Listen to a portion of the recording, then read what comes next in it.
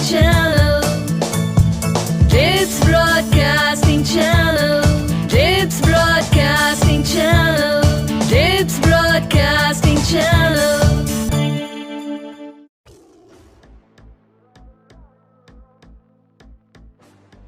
इतनी शक्ति हमें दे न दाता, मन का विश्वास कमजोर होना, हम चले नेक रास्ते पे हमसे भूल कर भी कोई भूल होना।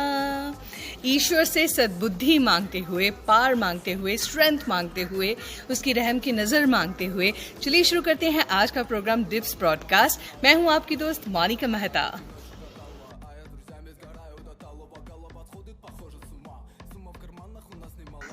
माय डियर फ्रेंड्स, आपने बहुत बार देखा होगा कि जो आर्मी है किसी भी कंट्री की हो, उन्होंने डॉग्स को ट्रेंड किया होता है, टेम्ड किया होता है, उनको इतनी ट्रेनिंग दी होती है कि वो दुश्मनों का जाकर पता लगा देते हैं या कोई बॉम्ब है उसकी इंफॉर्मेशन दे देते हैं और बॉम्ब को डिफ्यूज़ करने में भी हेल्प करते हैं।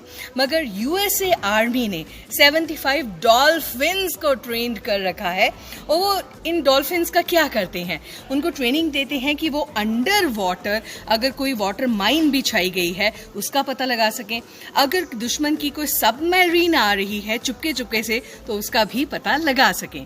तो देखिए यूएसए ने कितना कमाल का काम किया है। डॉग्स के साथ साथ उन्होंने डॉल्फिन्स को भी ट्रेन किया है। ऐसे ही कई जगह पर मंकीज को ट्रेन किया जाता है, कई जगह पर पिजन्स को ट्रेन किया जाता है। Moral of the story is कि ये एनिमल्स और बर्ड्स भी बहुत सेंसिबल होते हैं और अगर इन्हें ट्रेनिंग दी जाए तो ये कमाल का काम कर सकते हैं।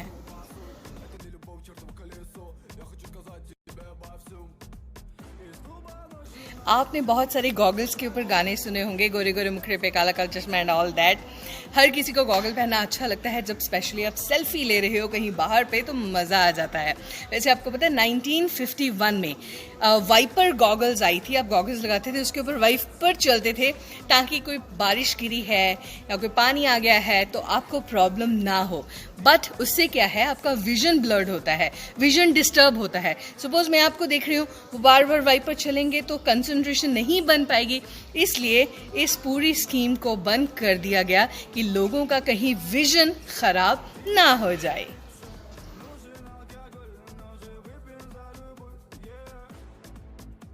हांगकांग मशहूर है अपने बड़े बड़े स्काई स्क्रैपर्स के लिए। बड़ी बड़ी सी बिल्डिंग्स हैं, उसमें इतनी सारी सी स्टोरीज हैं कि आपको देखने के लिए भी यूं करना पड़ता है ना।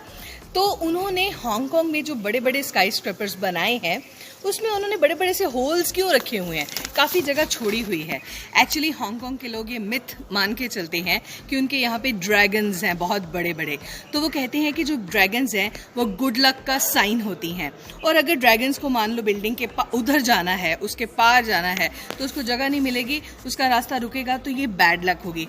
इसलिए उन्होंने बड़े बड़े से झरोखे बनाए हैं हर बिल्डिंग में ताकि ड्रैगन्स आ जा सके। बेशक ये एक इमेजिनेशन है मगर वो इस पर पूरा विश्वास करते हैं।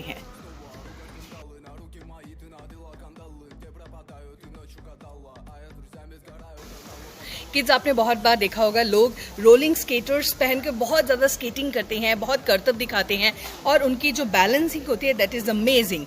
चाइना में एक रेस्टोरेंट खोला गया है, रोलर स्केटर्स ही उसको चलाते हैं जो प्रोफेशनल रोलर स्केटर्स हैं और उस रेस्टोरेंट को सबसे फास्ट सर्विस करने वाला रेस्टोरेंट माना गया है। रीज़न ये है कि वो जब आप कुछ ऑर्डर करते हो फटाफट वो रोलिंग स्केट पर आते हो, सर आपकी डिश, मुझे सूप चाहिए, सर आपकी डिश, मतलब वो मिनटों स्किंटों में आ जाते हैं। यूजुअली आप किसी रेस्टोरेंट में जाते हो या होटल में जाते हो तो आपको बहुत टाइम लग जाता है, मगर वहाँ पर विद इन फ्यू सेकेंड्स। इसलिए उस रेस्टोरेंट में लोगों को जाना बहुत अच्छा लगता है क्योंकि वेट नहीं करनी पड़ती खाने के लिए और वो अपने खाने का गर्मा गर्म लुत्फ उठाते हैं।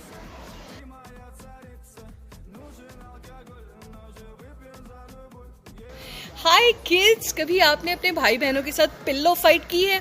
मैं आपको बताती हूँ। श्रीलंका में एथलेटिक पिल्लो फाइट की जाती है।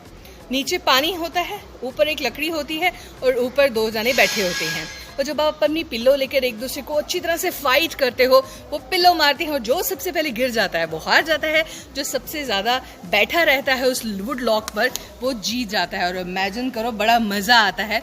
वैसे जो फिल्मों में दिखाते हैं ना कि पिल्लो फाइट हो रही है, उसमें से जो फाइबर कॉटन है वो उड़ उड़ के गिर रही है, ऐसा नहीं होना चाहिए। वो एडवर्टाइजमेंट में या मूवीज में ही अच्छा लगता है, घर में ऐसा होगा तो मम्मा पिटाई करेगी, है ना?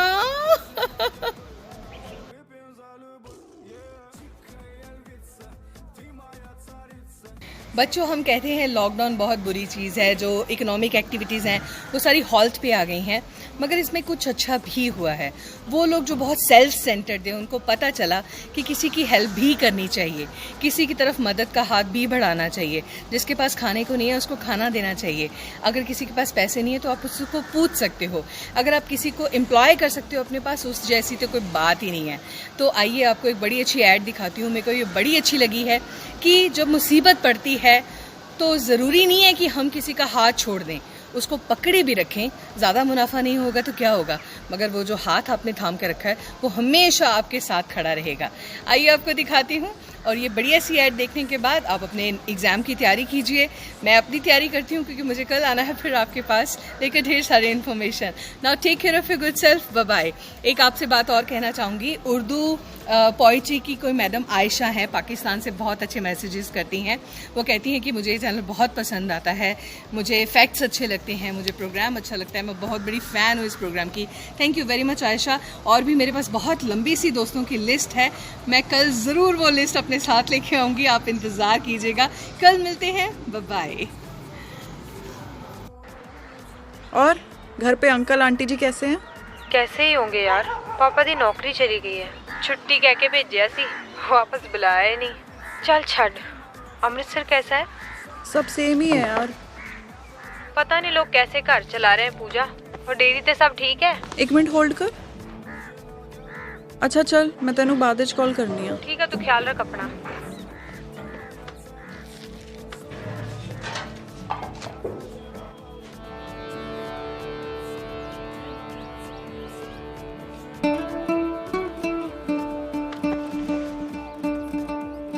पूजा मिल्क सेंटर को वर्कर्स की ज़रूरत है। अगर आप किसी को जानते हैं जिसकी हाल ही में नौकरी गई हो तो हमसे मिलने जरूर भेजें। दीदी, दीदी, 1 मिनट आना।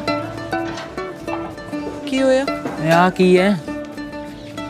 कहाँ जरूरत है हमें वर्कर्स की? 3 ही नहीं संभल रहे हैं पहले। पापा की कहते सी बब्बू भूल गया? कुछ ऐसा बड़ा काम करो कि दुकान छोटी पै जाए। अरे दीदी, लेकिन उनका मतलब कस्टमर से था। तू खोया खा। उस्ताद जी, खोया बढ़िया बना है। थैंक यू दीदी। हाँ जी, पहले क्या काम करते थे? जी मैं बिजली का काम करता था। जी मैं प्लम्बर। आप दोनों साथ हो? नहीं जी मैं कारपेंटर। ये मिल्क सेंटर है, रोज सवेरे 3 बजे आना होगा। जी दीदी। ठीक है, आ जाओ। छोटू, इनको ऊपर लेके जा। हाँ जी, आप? दीदी वो नौकरी के बारे में पढ़ा था। आ जाओ जी, आ जाओ।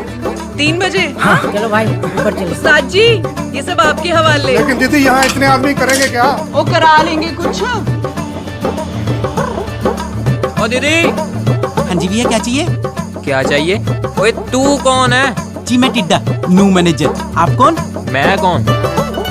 दस तेनू। पाजी 1 मिनट। ओ कौन हो आप लोग? क्या हुआ तेरे को? आप क्या काम करते थे? जी मैं टेलरिंग का काम करता था। अच्छा टेलर पाजी, आप किसी ड्राइवर मैकेनिक को भी जानते हो? हाँ जी। नहीं, मैं कह रहा उनको भी ले आना। उस्ताद जी, 1 मोर।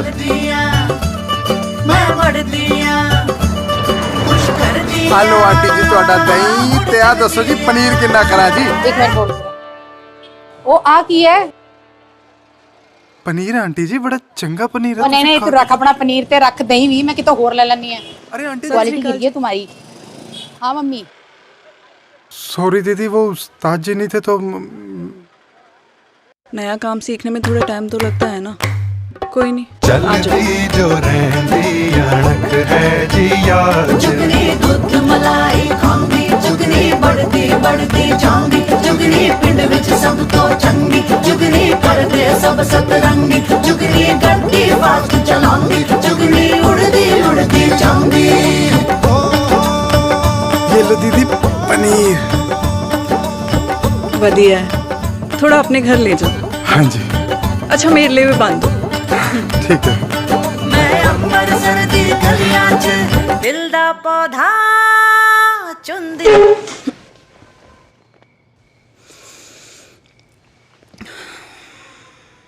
फौज क्यों इकट्ठी करी इतनी, जब खुद ही लड़नी है जंग? ओए पापा की कहंदे सी?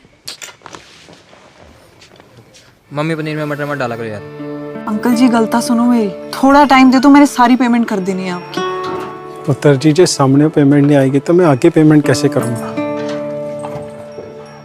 की कहंदे ने? कुछ नहीं,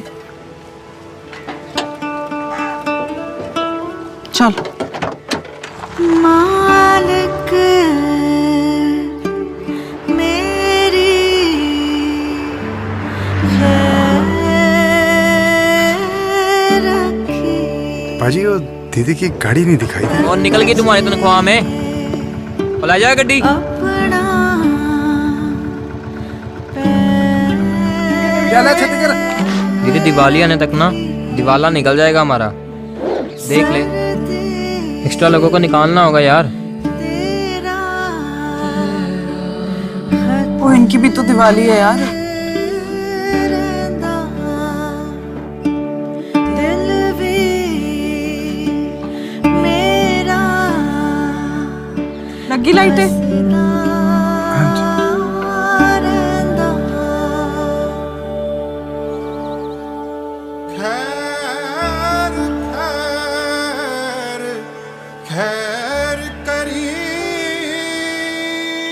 आजा बब्बू,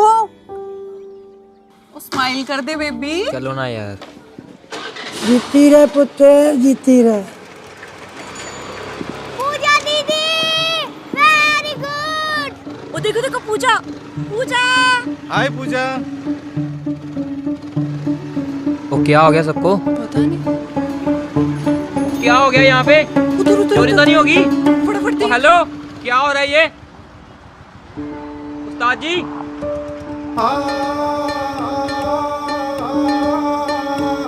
मैं चल दिया, मैं उड़ दिया, एक लाइन में एक करके आइए भाई साहब। मैं चल दिया, मैं उड़ दिया, मैं चल दिया, मैं उड़ दिया, मैं चल दिया, मैं उड़ दिया, मैं चल दिया, मैं डिस्टेंस मेंटेन करके रखिए ना जरा। एक एक करके, साइड में भाई साहब, साइड में, पीछे पीछे पीछे। ये सारे लोग।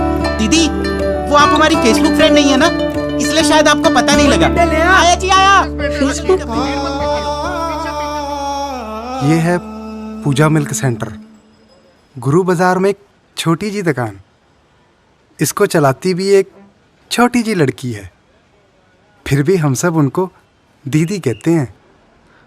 जानते हो क्यों? क्योंकि जब सारी दुनिया लोगों को नौकरी से निकाल रही थी तो उन्होंने हमको नौकरी दी। दुकान में इतने बंदों की जरूरत नहीं थी, फिर भी उन्होंने हमको काम दिया। यहाँ तक कि हमारा पेट भरने के लिए उन्होंने अपनी गड्डी भी बेच दी। सिर्फ एक बड़ी बहन ही आपको इतनी हिम्मत और हौसला दे सकती है। आप सब भी यहाँ पर आइए, उन्हें हिम्मत दीजिए और उनका हौसला बढ़ाइए।